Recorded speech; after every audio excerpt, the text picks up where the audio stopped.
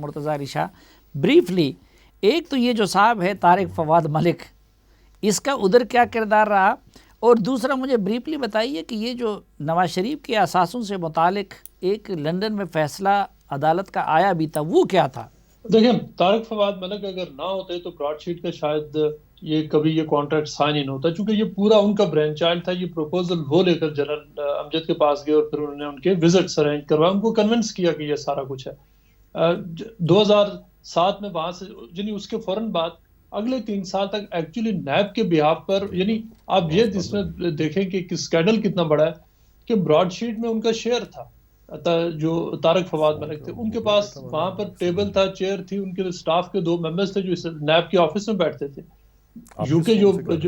Broad sheet کا out side of Pakistan جو تھا وہاں بھی ان کا سٹیک تھا، اور وہ پروگرس رپورٹ نہیں دے سکے۔ لندن میں جو اس حوالے سے جو میٹنگز ہوئی ان سب میں وہ موجود تھے۔ بہت ہی میں آپ کو ایک انٹرسٹنگ بات یہ بتاؤں کہ جب یہ فیصلہ آیا کہ براڈ شیٹ، جب ہم نے یہ رپورٹ کیا کہ براڈ شیٹ نے ایکچولی اب پاکستان نے پیسے لے لیے، اس کے 2 دن بعد طارق فواد ملک نے جو لیکویڈیٹر ہے دبئی سے ان کو لکھا اور انہوں نے کہا کہ یہ جو براڈ شیٹ کی پیمنٹ سیٹلمنٹ ہوئی ہے، جو پاکستان نے پیسے دیے ہیں، انہوں نے کہا کہ اس میں آپ نے میرا شیئر بھی دینا ہے۔ یہ الگ بات ہے کہ ان کو شیئر نہیں ملے گا، لیکن وہ ساری ایکٹیویٹیز پر پوری نظر رکھے ہوئے ہیں۔ اچھا، اور وہ اب اس وقت اور نواز شریف کیس کی کیا تفصیلات تھی جو فیصلہ ہوا تھا؟ دیکھیں، اس کیس میں ہوا یہ تھا کہ اکتوبر 2019 میں جو کوے موسوی نے لندن ہائی کورٹ میں اپلائی کیا کہ نواز شریف کے جو فلیٹس ہیں ان کو اٹیچ کیا جائے، انہوں نے دعویٰ یہ کیا تھا کہ جو پاکستان میں جے آئی ٹی کی رپورٹ ہے اس میں، اور جو خاص طور پہ جو احتساب جو جس فیصلے پہ نواز شریف کی کنوکشن ہوئی تھی، اس میں کہا گیا ہے کہ یہ چونکہ حکومت پاکستان کی ملکیت ہے، اور یہ کہ پاکستان تحریک انصاف کی حکومت بھی کہتی ہے کہ یہ ہمارے ایسٹس ہیں،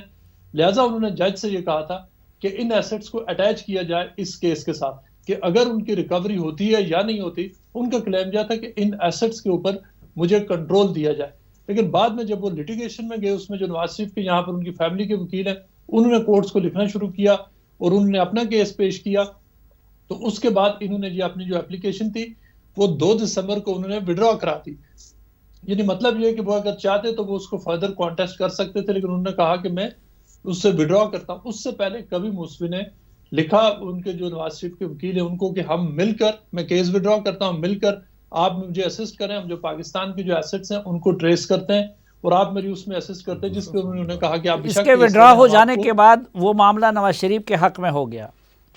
دیکھیں، اگر تو اس کا دوسرا سیناریو یہ ہے کہ اگر تو یہ فلیٹس اٹیچ ہو جاتے تو آپ دیکھ لیں کہ اس میں نواز شریف کا جو ان کا بیانیہ مسلم لیگ کا وہ آج کہاں کھڑا ہو۔ زاہد بریفلی آپ کچھ ایڈ کرنا چاہتے ہیں؟ سب سے امپورٹنٹ بات یہ ہے، مجھے لگتا ہے کہ جو ساری لیگل کور دیا گیا تھا ان تمام چیزوں کو، نوید احسان اس وقت چیئرمین تھے نیب کے، اس نے فائنانس ڈویژن سے ایک لیٹر نکلوایا تھا، اور لیٹر نمبر بھی میرے پاس ہے 2007 میں، کہ ان تمام جو چیزیں پے کرنی ہیں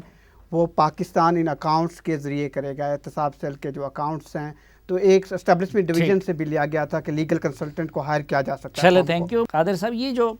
ابھی کمیشن بنایا گیا ہے، آپ بہت اچھی طرح جانتے ہیں، ججز کو بھی، ہمارے نظام کو بھی، اس سے ٹھیک ہے تمام سیاسی جماعتوں نے مسترد کیا، حکومت کا ان پہ اعتماد ہے۔ آپ کیا سمجھتے ہیں، یہ اس معاملے میں منصفانہ تحقیقات کر سکتی ہے؟ یہ کمیشن حل ہے؟ میں سمجھتا ہوں کہ کمیشن ہرگز حل نہیں ہے، اور اس میں بہتر ہوتا کہ جو پارلیمنٹری کمیٹی کوئی بنتی اور اس میں تمام پولیٹیکل پارٹیز کے جتنے بھی اسٹالورٹس ہیں ان کو شامل کیا جاتا، اور اس میں کچھ ہمارے اداروں سے بھی مدد لی جاتی، اور پھر یہ ہوتا، کیونکہ ججز کو، جیسے میں نے شروع میں بھی کہا، جب بھی آپ اس طرح کے اکھاڑے میں ڈال دیں جس کے کہ پولیٹیکل ریپرکشنز بھی ہوں، تو اس سے یہ امپریشن آتا ہے ایز ایف کہ انصاف ہوتا ہوا نظر پھر نہیں آتا۔ اور میں بالکل یہ نہیں کہہ رہا کہ یہ جو عظمت سعید ہیں یہ کوئی بائسڈ ہیں، لیکن ان کا چونکہ پاناما میں بھی ایک رول ہے، تو ایک امپریشن یہی آئے گا کہ جیسے کہ اپیئرنس آف بائس وہاں پہ ہے، تو اپیئرنس آف بائس بھی اس طرح کے کمیشنز میں نہیں ہونا چاہیے۔ اور یہاں پہ تو کمیشن میں نہیں سمجھتا کہ کوئی خاطر خواہ نتیجہ بھی نکلے گا، کیونکہ اس سے پہلے اتنی ساری چیزوں میں کمیشنز بنے ہیں، لیکن آپ جانتے ہیں کہ ان کا کیا پھر نتیجہ نکلا تھا۔ تو ماضی کا جو ایکسپیرینس ہے اس کو بھی سامنے رکھتے ہوئے میں سمجھتا ہوں کہ کمیشن کی بجائے بہتر ہے کہ یہاں پہ کوئی تمام سٹیک ہولڈرز مل کے ایک نیوٹرل باڈی سیٹ اپ کریں، اور اس میں ججز وغیرہ کا عمل دخل نہ ہو۔